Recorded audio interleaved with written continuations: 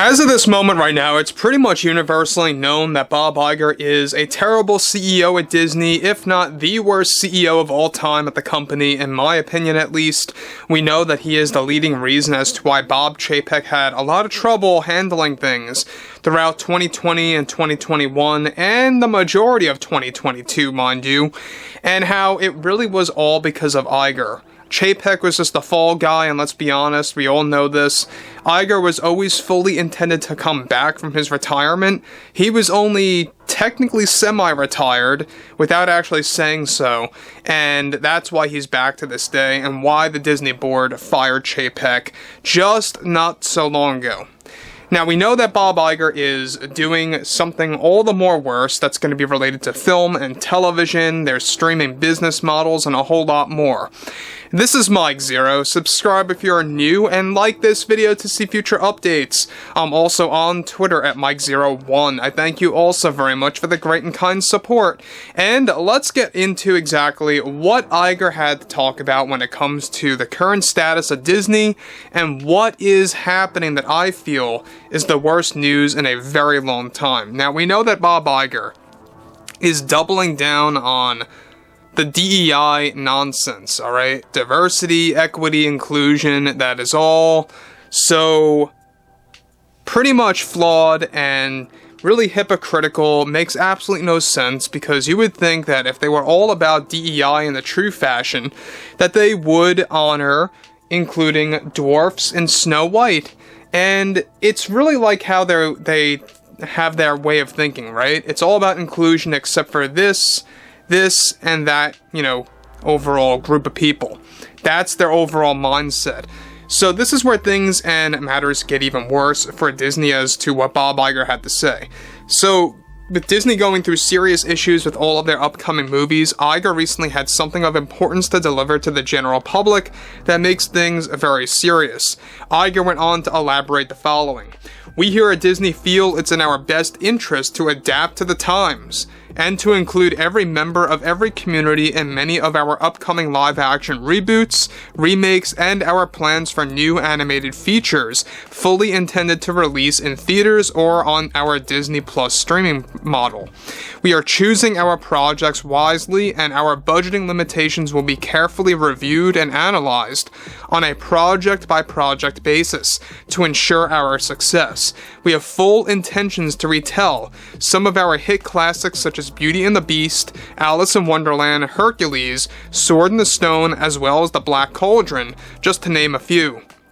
As well as our full-on reboot of Pirates of the Caribbean, which will be our most diversity-driven project yet, to include all communities around the globe to create a fair and well-balanced franchise that will differ from the depth-focused films that were also successful in our past slate. Now guys, let me just say one thing about Iger before I get to the next thing that he talks about, is that basically what he is doing is that he's throwing Johnny Depp under the bus. He's making it sound like that basically those movies never were about diversity or anything like that. We've seen plenty of examples of that in the Pirates films, and they're just making it out to be like, oh, it's not diverse enough, we have to up the ante to make things right. That's Disney's mindset.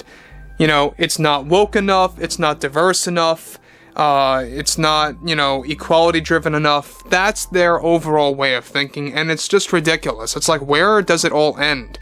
What's going to happen in another 5 to 10 years? Are they going to get more extreme? Who knows, right? So we know that Disney is really all about destroying the source material, and Bob Iger goes on to talk about that in just a second, which makes things even all the more clear about what they are fully intending to do. Now look, this is exactly why I pointed out in my last post of why JENNA Ortega needs to back out immediately out of this Pirates reboot if Disney does not agree to rid of their woke ways with this movie, and for JENNA's role as this character codenamed Stella. We talked about this. And one thing about the Pirates reboot is that we know it's being led by the Last of Us showrunner, who by the way has gone on the record before in the past that he wants to push all these woke narratives into further seasons of The Last of Us and other TV shows and projects that he will be working on in the future. He is a big supporter of that, about all of these different agendas that just do not work because they take away from the story, they take away from character development. And look, I'm all for diversity, I'm all for equality and all that, but let it come naturally, and I mean very naturally, into the process of writing a script and developing a story. That's why I feel movies from the 1980s and the 1990s, and even heck, the early 2000s, even into the late 2000s, were, I think, the peak of cinema. I think that, like, right around after, like, 2011, maybe 12, things began to slowly fade out.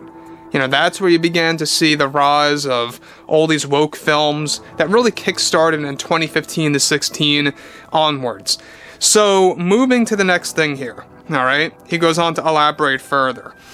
In addition to our efforts to expand and cater to including many communities around the globe, our goal for inclusion will be our #1 priority for many of our reboots and remakes, as well as diverting from source material from their animated counterparts in order to embrace original storytelling. We felt this was the right move in order to reimagine some of the hit Disney classics to evolve to current times by providing a modern edge to these upcoming films. We will be making further announcements later in the year about our plans with such films like Hercules, Sword in the Stone, and The Black Cauldron, shifting away from its source material to embrace new concepts of storytelling and to attract new fans alike and common moviegoers to be introduced to these brands that have been with Disney for decades. Now, look, we know that movies like Hercules, The Black Cauldron, and Sword in the Stone, those movies were more catered toward boys at the time, right? Rather than girls. Those are like the Disney movies intended for boys, and a lot of, men actually do remember, those movies as, during their childhood. And Disney just wants to strip it down, they want to destroy it, as they always do with things like Marvel and Star Wars as of late. And now they're going to be doing it with the already established Disney remakes. They are remaking the remakes. We already talked about how they plan on stripping the source material and remaking Beauty and the Beast 2016, Cinderella 2015, Alice in Wonderland 2010, and let's not forget about their full intentions to retell Lilo and Stitch, as well as Moana, and a whole lot more. So it's going to be a garbage situation for Disney in the next couple of years, and I think it's what's going to be the beginning of the end of themselves, at least as a company in the cinema realm.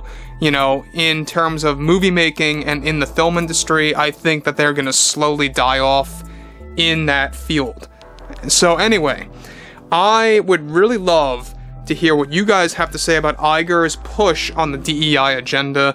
Like I say, it's hypocritical, it's flawed, and it's not genuine, it makes no sense, and it takes away from storytelling. So anyway, guys, drop a comment below, fill me in below in the comments what you all have to say about this, and if you guys did enjoy the content for today, make sure to drop a thumbs up on this video to support the channel, and I will catch you guys next time.